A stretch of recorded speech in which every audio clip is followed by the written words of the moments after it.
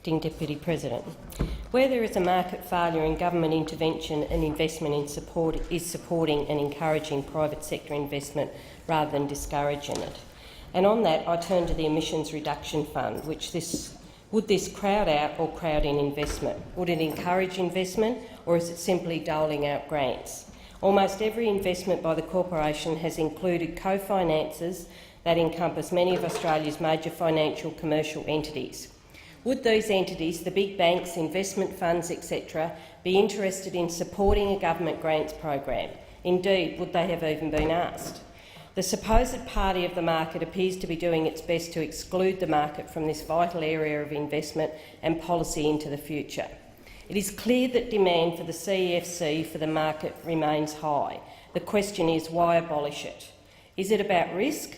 Claims have been made that the CEFC invests taxpayers' money in high-risk ventures. Treasurer Hockey claimed in his second reading speech that the CEFC was investing in high-risk ventures. I'm sure the Treasurer is actually aware of the Australian Government's own direction to the corporation, which clearly states that the CEFC must invest across the spectrum of clean energy technologies. It must, in aggregate, have an acceptable but not excessive level of risk relative to the sector.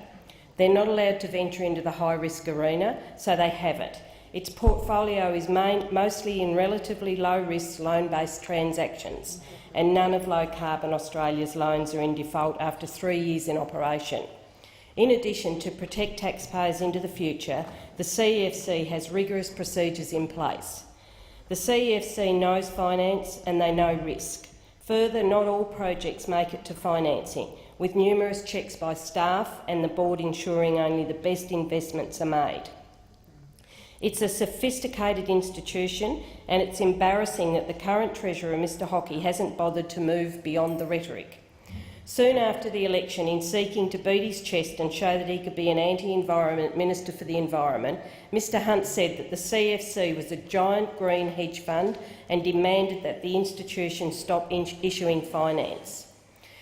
I would rather take on board the advice of the CEFC and Mr Fabian from the Investors Group on climate change on the role and purpose of the corporation. Firstly, the CEFC claim that it is not in any way acting like a hedge fund of its $536 million of investments. No dollars are invested in hedging, no dollars are invested in derivatives, and no dollars are invested in guarantees. While Mr Fabian noted at the hearing that the business model of the CEFC is not an investment banking business model, it is not there to maximise the returns for the broker.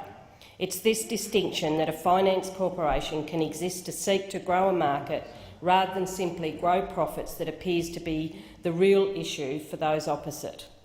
That it's supposedly a great green hedge fund experimenting in all sorts of unviable projects.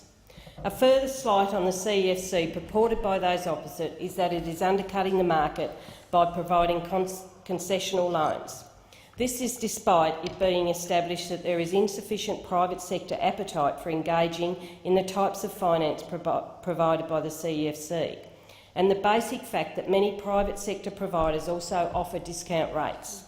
The facts are that the CEFC has only provided discounts amounting to $14 million, or just around 2.5% of the total funds it has lent. This sort of proportion seems very low and indicates that the rate of a loan has not been an issue for the clean energy industry, but it is the availability of finance that is the issue. Plainly, the CEFC can't be accused of undercutting the market. The facts are clear. A final attack on the CEFC that I will use my time to debate is the notion that the CEFC doesn't produce any clean energy. The argument goes that as there is a new renewable energy target of 20%, so why do we need to spend $10 billion of borrowed money? Basic maths show that 20% is not 100%, and also the renewable energy target is quite narrowly defined, so cleaner energy such as gas quite rightly do not comply. Therefore, there is a strong potential for the CEFC to finance renewable and cleaner energy outside of the RET.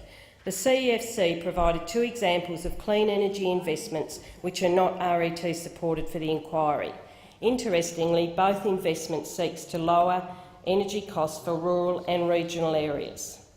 There are clearly a lot of questions that are still to be answered, and I request that the chamber take these to the committee stage.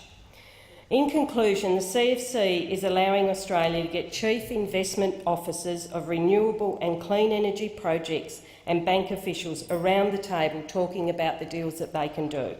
Abolishing the CEFC comes at a huge cost to the taxpayer. It is reckless and irresponsible to remove this tool from a policy suite in tackling climate change. Thank you.